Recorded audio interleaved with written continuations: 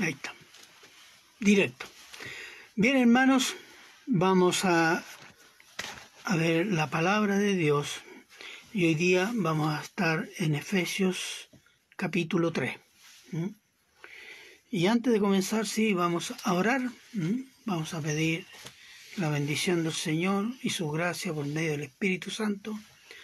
Padre eterno, Padre misericordioso, en el nombre de Cristo Jesús, queremos pedirle y rogarle humildemente, Señor, que su Espíritu Santo en nosotros pueda obrar con esta palabra en nuestras vidas, en nuestra mente, en nuestro corazón, para que su palabra, Señor, nos edifique, nos redarguya, nos santifique cada día, para que parezcamos más a Cristo, según su buena voluntad, Señor.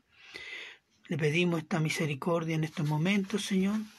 Bendiga su palabra y denos, Señor, la capacidad y la gracia para exponer, así como para la gracia de oír y obedecerla. Padre eterno, quedamos en sus manos y todo se lo agradecemos siempre en Cristo Jesús. Amén. Amén. Bien, hermanos, pero antes vamos a hacer una introducción que nos ayude a entender el pasaje que vamos a ver. Comienzo con Deuteronomio 29:29, que dice: las cosas secretas pertenecen a Jehová, nuestro Dios, mas las reveladas son para nosotros y para nuestros hijos, para siempre, para que cumplamos todas las palabras de esta ley. Si Dios no se revelara a los hombres, ningún ser humano sabría algo de Dios. Aún así, los hombres inventarían un Dios, o dioses, o atribuirían divinidad, a cosas, animales, plantas. Aún hoy, y de hace siempre, Dios se ha revelado y los hombres levantan otros dioses, o sí mismos, o plantas, o animales, o cosas. Pero Dios se ha mostrado a la raza humana desde la creación y lo ha continuado haciendo después de la caída en el pecado. Después de la desobediencia de Adán y Eva, Dios ha continuado a revelarse hasta hoy. Dios se ha revelado por medio de la creación toda, la naturaleza, el cosmos. ¿Y qué revela esto? Que Dios existe, es todopoderoso, es creador y proveedor. Esto es lo que en teología se llama la revelación natural. Y Dios se ha revelado por medio de voz audible, ángeles, sueños, visiones, profetas y por su Hijo, Jesucristo. El Cristo, que es la suprema revelación de Dios para los hombres. Y todo ello está escrito en lo que llamamos la Biblia. Y esa es la revelación especial. Y la revelación especial es progresiva. En pocas palabras, decir, es poco a poco. Dios revela su persona, su propósito, poco a poco, a lo largo de la historia humana. Quiero citarle Juan 16:12, donde el Señor Jesús le dice a sus discípulos: aún tengo muchas cosas que deciros, pero ahora no las podéis sobrellevar. ¿Qué significa eso? Yo tengo que entregarle mayores revelaciones, pero en ese momento no las pueden soportar. Y si pensamos que desde Génesis 3:15, cuando Dios reveló a Adán y Eva la venida de la simiente de la mujer, que herirá en la cabeza a la serpiente, de allí en adelante, de Génesis 3:15, Dios revela poco a poco las características personales de este personaje, la simiente de la mujer, su obra, su poder, su reino, y revela al pueblo de donde nacería, la tribu dónde nacería y la familia de dónde provendería, los padres de dónde nació, para después de más de 4000 años Juan el Bautista lo presentara a Israel como el Cordero de Dios que quita el pecado del mundo. No todos, a medida que se iba revelando, poco a poco se fue entendiendo que la simiente de la mujer era el Mesías prometido. Y se pudo entender cuando Mateo y Lucas hablan y escriben cuando Cristo nace de María, concebida por el Espíritu Santo. Entonces, asimismo Dios anunció por medio de los profetas que las naciones gentiles todas adorarían a Jehová. No dice el cómo, no dice el cómo se va a llegar a eso, ni cuándo sucederá.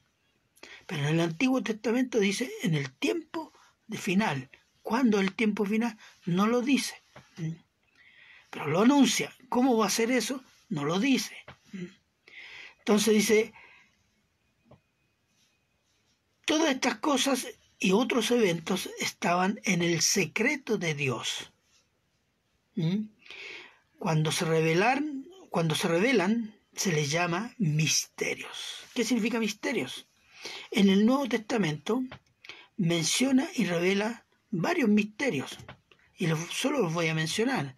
Está el misterio de la Iglesia, Efesios 1, 20, 22, el misterio de Cristo en vosotros, Colosenses 1, 27, el misterio de la unidad de Cristo y su Iglesia, Efesios 5, 31, 32, el misterio del estado presente de Israel, Romanos 11, 25, el misterio de la iniquidad en el tiempo presente, segunda de Tesalonicenses 2, 7, y el misterio de judíos y gentiles unidos en un cuerpo, Efesios 3, 5, 6. El título de este sermón es El misterio de la unidad de judíos y gentiles, y vamos a estar en Efesios 3, del 1 al 6. Y lo vamos a leer. Usted sígalo con la Biblia. Sígalo con su Biblia.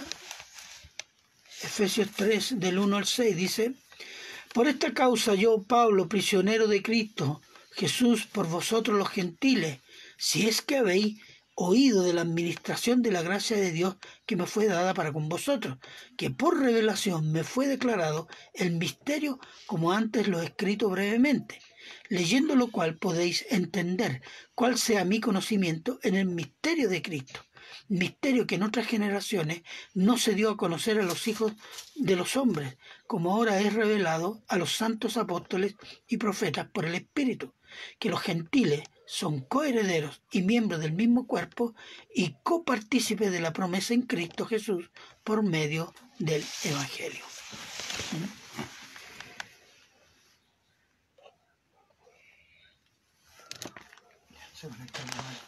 Ya. Vamos a comenzar con el versículo 1. Causa de la prisión, dice el apóstol Pablo, por esta causa. Uno se pregunta, ¿cuál causa? Y lo señala, dice más atrás, que los gentiles que creen en Cristo son edificados sobre el fundamento de los apóstoles y profetas, siendo la principal piedra del ángulo Jesucristo mismo.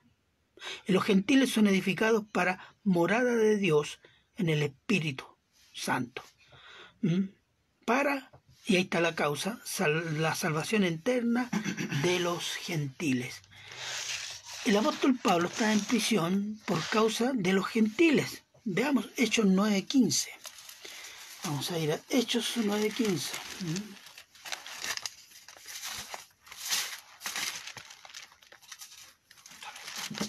No me lo ponga ahí. Porque si lo uso esa, no voy a perder después.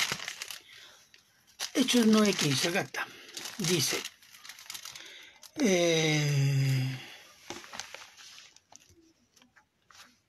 el Señor le dijo: Ve, porque instrumento escogido me es este, para llevar mi nombre en presencia de los gentiles y de reyes y de los hijos de Israel. Este fue el ministerio que el Señor Jesús le dio al apóstol Pablo. Este me será testigo en medio de los gentiles. Es el apóstol a los gentiles. Y por esa razón él está en la cárcel. Dice: yo, Pablo, prisionero de Cristo Jesús, por vosotros. Los de Efesios eran gentiles, y no solo por los cristianos de la iglesia de Éfeso. Entonces tenemos que recordar algo acá, que el apóstol Pablo está prisionero en Roma, porque esta carta se escribió desde Roma, ¿cierto? Junto con Colosenses, Filemón, son las 4 cartas del cautiverio.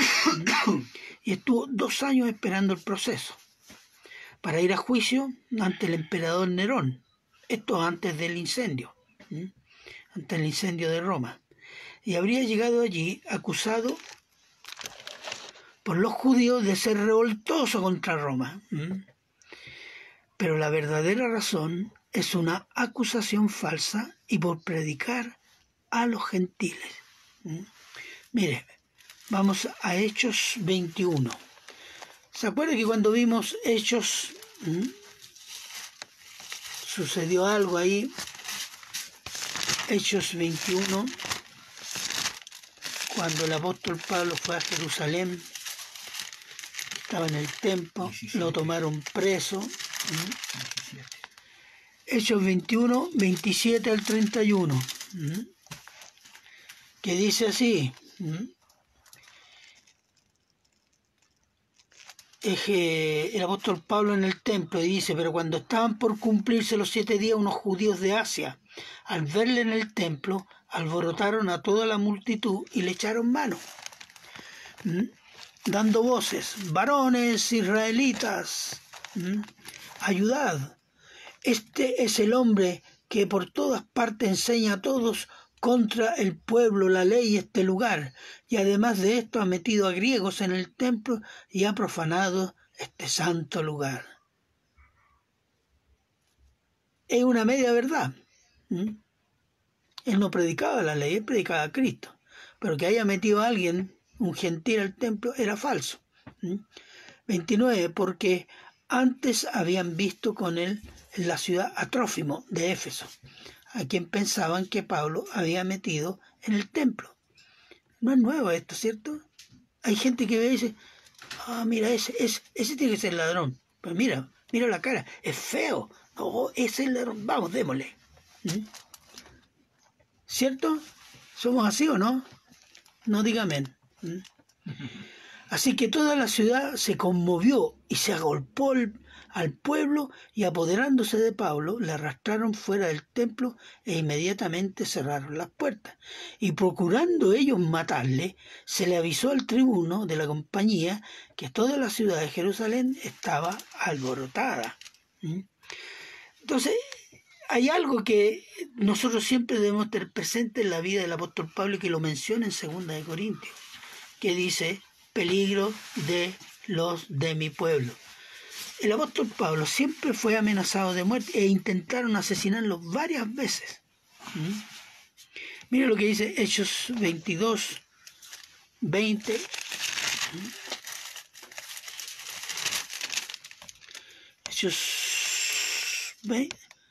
Hechos 22 y 20. Vamos.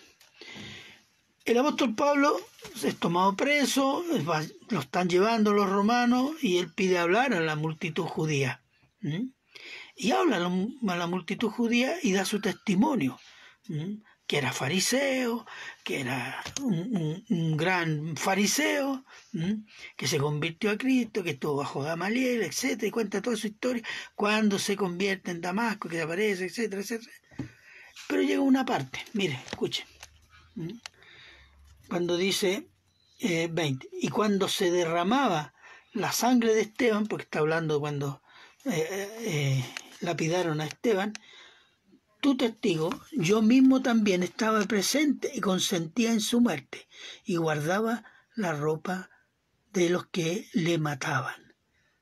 Pero me dijo, está hablando de Cristo, pero me dijo, ve, porque yo te enviaré lejos a los gentiles. ¿Y qué sucedió? Mire, y le oyeron hasta esta palabra, entonces alzaron la voz diciendo, quita de la tierra a tal hombre porque no conviene que viva. Es decir, dijo, porque yo soy enviado a predicar a los gentiles. No, este tiene que morir. ¿Se fijaron?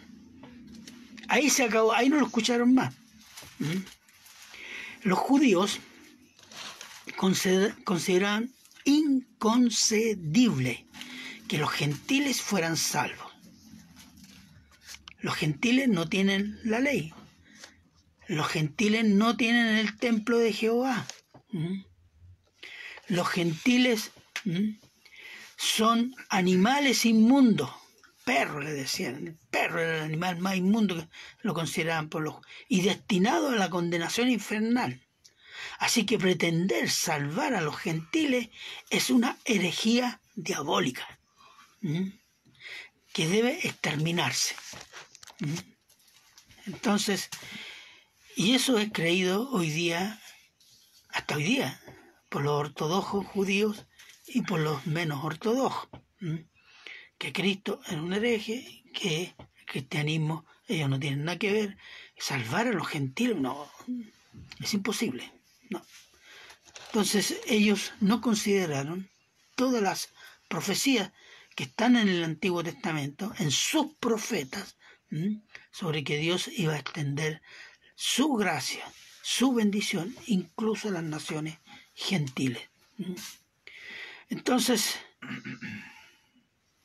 Pablo estaba prisionero de Cristo por predicar a los gentiles, por ser fiel al mandato. Él no estaba preso de Roma, porque estaba preso porque cumplió el mandato de Dios. Y fue llevado a Roma, y ahí vamos a verlo. Versículo 2 al 4, ahí tenemos mayordomía, revelación y conocimiento. Versículo 2. Mayordomía. ¿Qué significa mayordomía? Veamos el versículo 2. Leamos el versículo 3:2. Así que habéis oído de la administración de la gracia de Dios que me fue dada para con vosotros. Cuando dice administración, está hablando de mayordomía. Administración de la gracia de Dios para con vosotros, ¿quiénes? Los gentiles. Primera de Corintios 4:1. Primera de Corintios 4:1.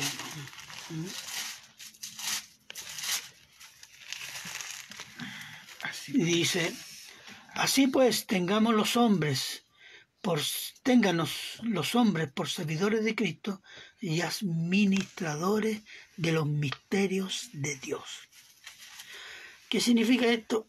Dispensadores de las revelaciones que los apóstoles habían recibido. Eso se trata.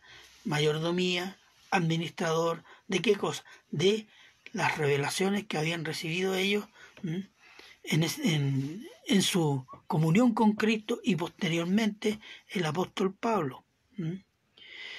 Mayordomo, administrador de los misterios de Dios, y el administrador debe ser fiel.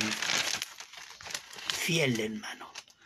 Fiel a lo que Dios le ha dado. Y el apóstol Pablo fue fiel al mandato de Dios, a costo de ser amenazado de muerte constantemente por sus hermanos judíos, hermanos de raza. Aquí hay que decir algo respecto no solo a los pastores o a los líderes, sino también a cualquier cristiano.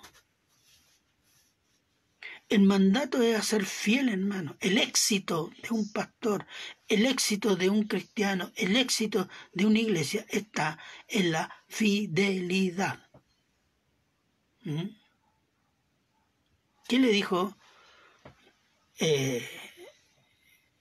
el amo al que le había entregado 4 monedas? Buen siervo fiel. En lo poco fuiste fiel, en lo mucho te pondré.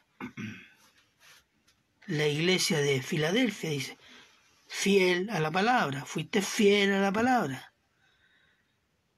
El éxito Dios lo mide por la fidelidad. No porque cuántas cosas he hecho.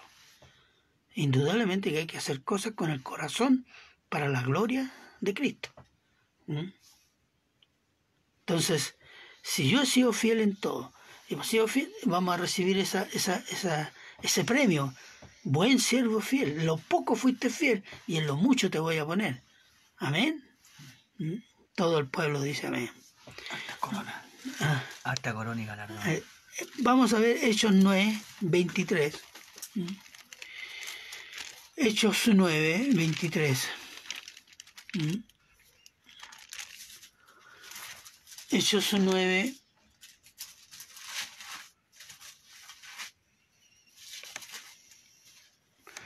Cuando el apóstol Pablo se convierte, él en Damasco comienza a predicar. ¿Y qué sucede después? Pasados muchos días, los judíos resolvieron en consejo matarle. Pero sus acechanzas llegaron al conocimiento de Saulo y ellos guardaban las puertas de día y de noche para matarle. Se fija, este era... yo pienso a veces, nosotros predicamos y nos asustamos cuando alguien nos escupe o nos tira un garabato. Decimos, no, Dios mío. O un pariente nos manda a freír monos a quizás dónde. Y te trata de canuto tal por cual. Y nos impresionamos nosotros. ¿Qué tal le diría que si usted sale a predicar está arriesgando la vida? Yo espero que la gracia de Dios nos dé el coraje. Porque ese tiempo va a llegar. Así que el apóstol Pablo vivió bajo la amenaza constante de que los judíos en varias ocasiones buscaron la oportunidad de matarlo. Pero Pablo fue protegido por Dios. ¿Y sabe cómo lo protegió Dios? En este caso, usando a los romanos. Fue salvo por mano de los soldados romanos, de ser asesinado ahí en Jerusalén, a las afueras del templo. Y fue llevado a Roma como prisionero. Y lo cual evitó que en el camino lo mataran. ¿Qué más protección tenía? Tenía una guardia romana, una patrulla romana completa. ¿Quién iba a atacar eso para matar a Pablo? Nadie. Dios proveyó. Le dijo a Pablo, Pablo, tienes que ir a Roma. Así como predicaste acá, predica allá. Y Pablo llegó a Roma y protegido por los romanos. Versículo 3. Revelación. Revelación dice que por revelación me fue declarado el misterio como antes lo he escrito brevemente. El apóstol Pablo, cuando dice esto me fue revelado, declaró siempre a las iglesias que él recibió revelación directa del Señor Jesús.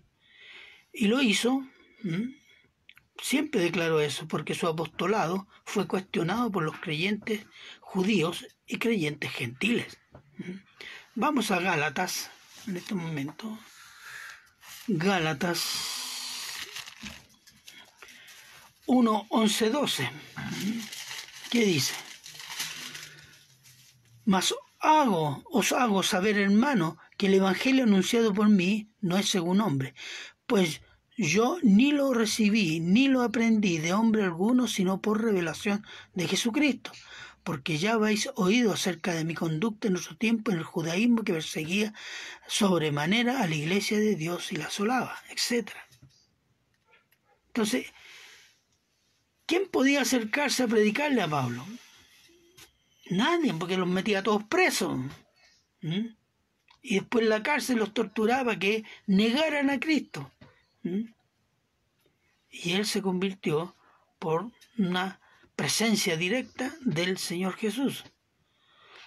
Y el apóstol relata más o menos en qué momento él recibió revelación, Gálatas 1, 15, 20.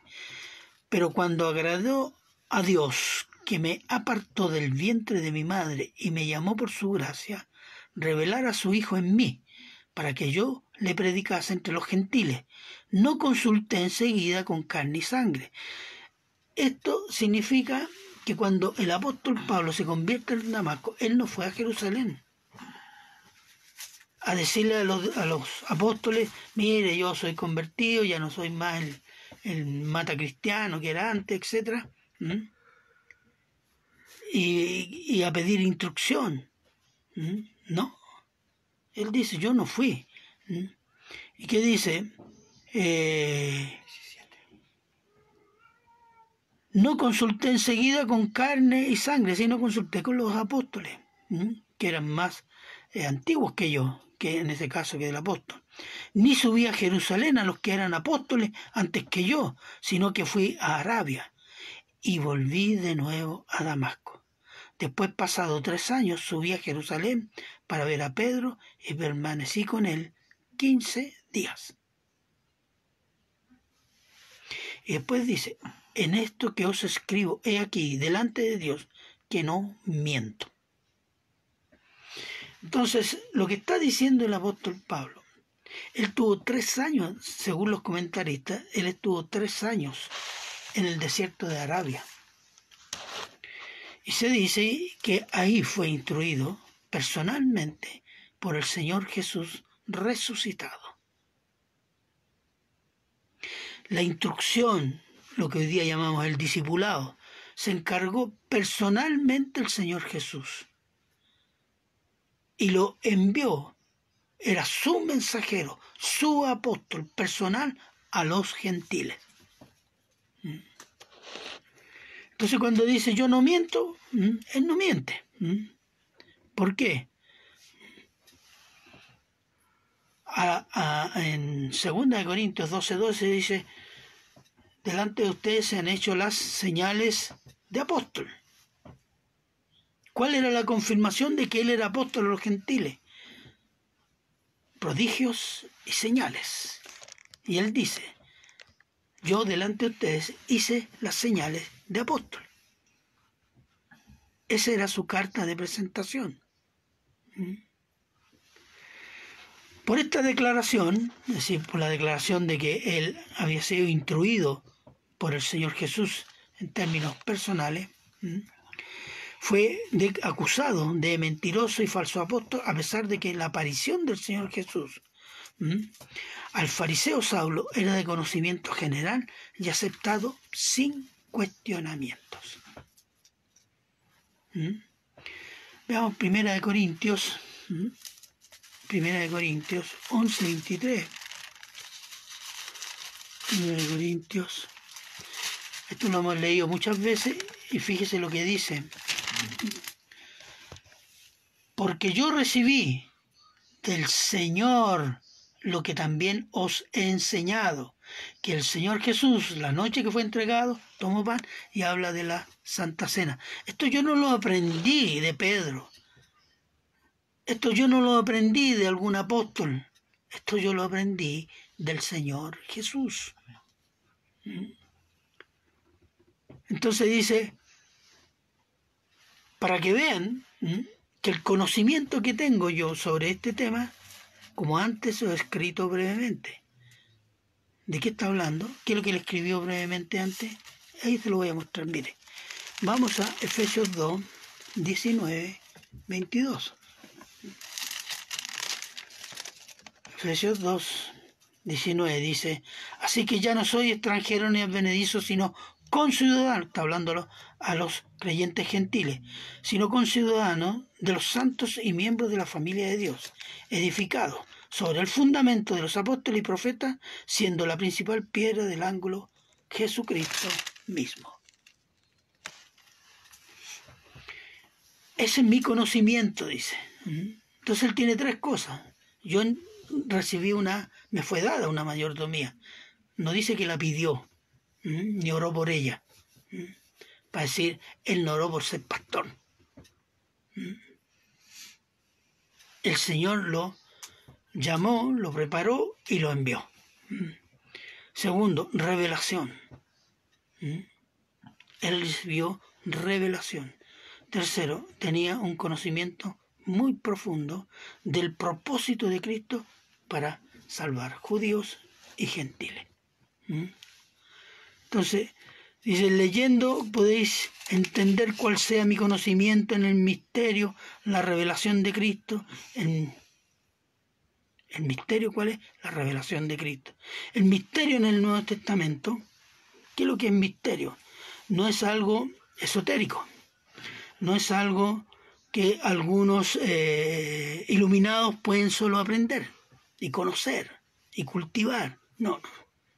En este caso, cuando habla de misterio, aquello que estaba oculto en la dispensación anterior o dispensaciones anteriores y que fue revelado parcialmente, sin que los profetas la entendieran, sino hasta el tiempo de su cumplimiento. Por ejemplo, y puse de nuevo el ejemplo, la simiente de la mujer, que no se pudo comprender hasta que fue revelado en todo su alcance por los evangelios de Mateo y Lucas, que el Cristo iba a nacer de mujer, pero concebido por el Espíritu Santo.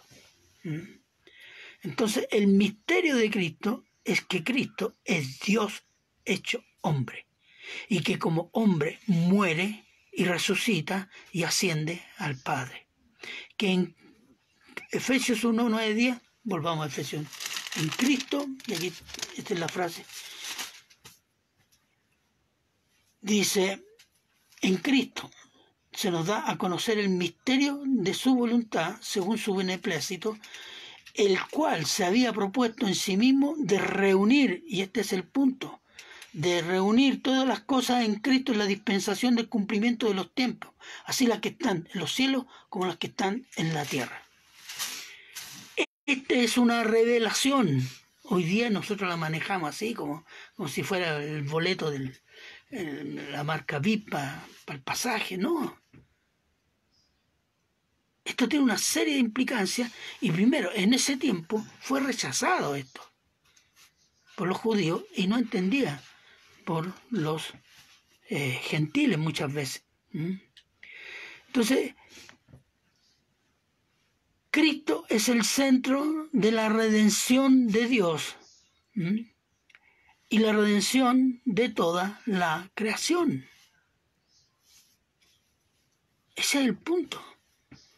Dios redime su creación completa a través de la persona y la obra de Cristo. Él es el espíritu de la profecía. El testimonio de Cristo es... ¿Qué significa esto? La obra de Cristo es el espíritu de la profecía. Y por decir profecía, en el sentido más amplio, es decir, en el sentido de toda la palabra de Dios revelada. Mira, Apocalipsis 19:10.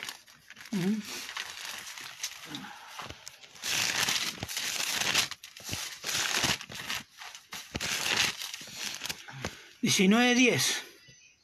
Yo me postré, Juan, el apóstol Juan, me postré a sus pies para adorar, y él me dijo, mira, no lo hagas, yo soy consiervo tuyo, era un ángel, soy consiervo tuyo y de tus hermanos que retienen el testimonio de Jesús.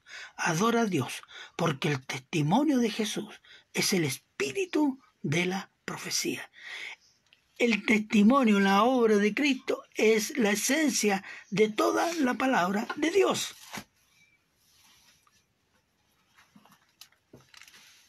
Y eso debemos entenderlo. Y debemos aquilatarlo, asimilarlo.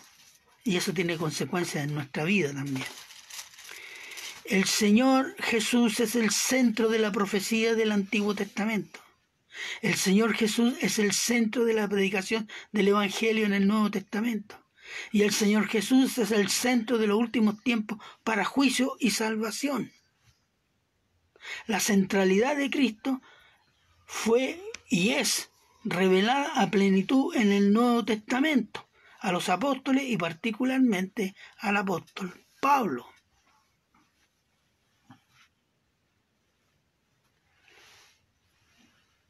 Y eso es, hermanos, algo que nosotros debemos realmente meditar a través de las Escrituras y dar gracias a Dios porque el Señor, en su infinita misericordia y gracia, nos hace participar de esta obra. Nosotros somos objetos de esta obra por la buena voluntad de Dios y a la vez somos sujetos, porque somos salvos por la buena voluntad de Dios por medio de Cristo, y somos llamados a vivir para Cristo y predicar el Evangelio. Somos objetos y sujetos. Veamos Juan 10:16, si alguien lo siga con su Biblia. Juan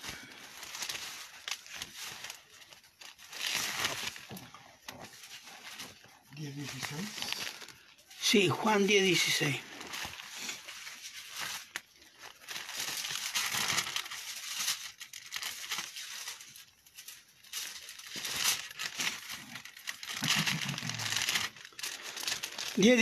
Acá está. ¿Qué dice? Así como el Padre, perdón, 16. Yo también tengo otras ovejas que no son de este redil. Aquellas también debo traer. Oirán mi voz y habrá un rebaño y un pastor. ¿De qué está hablando? Esto se lo dijo a los fariseos y lo escucharon los discípulos. ¿Dónde va a ir? ¿Va a ir a los gentiles? ¿A qué parte se va a ir? ¿Cuál es el otro redil? No lo pudieron entender. ¿Cuándo lo entendieron los discípulos? Cuando Cristo resucitado los envía a predicar Jerusalén, Judea, Samaria, hasta el fin del mundo. Y en Marcos dice, id por todo el mundo y predicar a toda criatura, judíos y gentiles. Ahí comenzaron a entender algo. Les costó mucho. Por eso el Señor Jesús le dijo, no les doy más revelación porque no la pueden sobrellevar. El Espíritu Santo vendrá y revelará lo que es necesario revelar. ¿Se iban a imaginar ellos que iban a haber 2020 años de tiempo? Iba a haber una iglesia. Ellos vieron los inicios. Bueno, Cristo no se los reveló, pero Cristo sentó las bases en ellos y los que vinieron después para que se conociera esta revelación. Y la tenemos a través de todas las cartas del Nuevo Testamento. Entonces, la centralidad de Cristo fue y es revelada a plenitud en el Nuevo Testamento a los apóstoles, en particular al apóstol Pablo. Versículo 5, que confirma esto, cuando dice, misterio que en otras generaciones no se dio a conocer a los hijos de los hombres, como ahora es revelado a sus santos apóstoles y profetas por el Espíritu. Es decir, así se ha ido revelando poco a poco, según los tiempos que ha establecido el Señor y según el entendimiento, porque el Espíritu Santo nos da entendimiento. Pero el Señor no nos satura de revelaciones, porque no las podemos sobrellevar, nos pueden quebrar o nos pueden desviar. Ya, por ejemplo, el apóstol Pablo le dio un aguijón para que con tanta revelación no se enorgulleciera. A veces hay hermanos que se saben 2 versículos y se creen que son apóstoles, que están detrás del apóstol Pablo. Es una desgracia, pero es así. Versículo 6. Que los gentiles son coherederos y miembros del mismo cuerpo y copartícipes de las promesas en Cristo Jesús por medio del Evangelio. Vamos a decirlo así como lo diría un judío. Que los gentiles, los perros inmundos, los condenados por ser gentiles, son coherederos. ¿Este coheredero qué significa? Participante con otro de una herencia.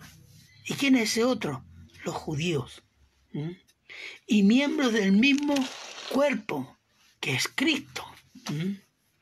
y copartícipe, participar junto a otros, y en este caso a Israel, de la promesa en Cristo Jesús.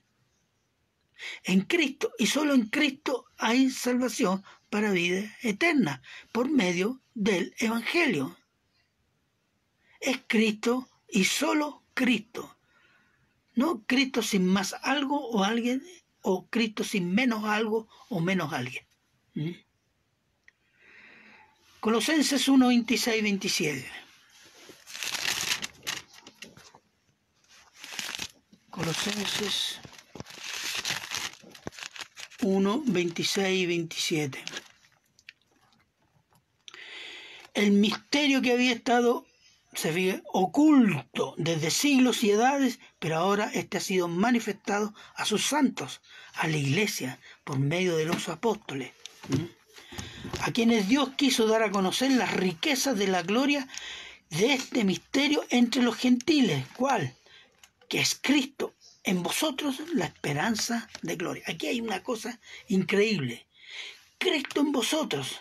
No dice Cristo al lado de ustedes. No dice Cristo alrededor de ustedes. No. Cristo en vosotros.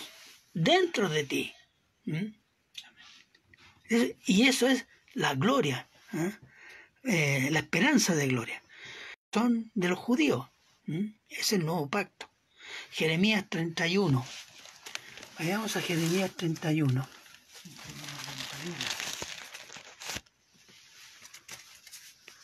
Jeremías 31.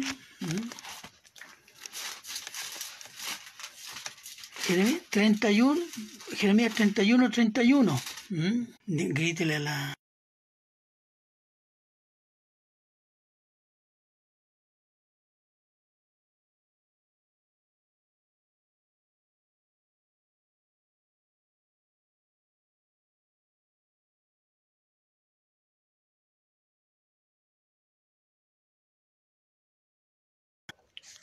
Ahí está. 31, dice, repito, se desconectó un momento el wifi parece. He aquí vienen días, dice Jehová, en los cuales haré nuevo pacto con la casa de Israel y con la casa de Judá. Esta no es la iglesia, ¿cierto? Está hablando Jeremías, profeta judío, y está hablando sobre Israel y Judá. No como el pacto que hice con sus padres el día que tomé su mano para sacarlos de la tierra de Egipto. ¿Por qué? Porque ellos invalidaron mi pacto, aunque fui yo un marido para ellos, dice Jehová. Pero este es el pacto que haré con la casa de Israel, y después de aquellos días, dice Jehová, daré mi ley en su mente y la escribiré en su corazón. Y yo seré a ellos por Dios, y ellos me serán por pueblo. Yo les voy a dar la ley, no como se las di antes, en un monte. Yo sé la ley, la voy a escribir en su mente y en su corazón. ¿Cómo puede hacer Dios eso? Pues el Espíritu Santo viene a morar en el creyente. Esa es la forma. Esta promesa se cumple por medio de Cristo y por la fe en Cristo. El Espíritu Santo de Dios hace su morada en el creyente. Y esta promesa a Israel ha comenzado a cumplirse en los gentiles y judíos que creen en Cristo como único Señor y Salvador. Que los gentiles entren a participar de esta promesa era toda una revelación, una novedad, rechazada completamente por los judíos e incomprendida por muchos gentiles, que creen que Dios hasta hoy día ha descartado a Israel.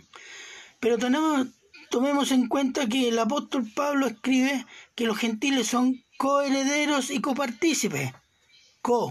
Es decir, junto a ¿quién? La iglesia junto a ¿quién? Junto a los judíos. De eso está hablando el apóstol Pablo.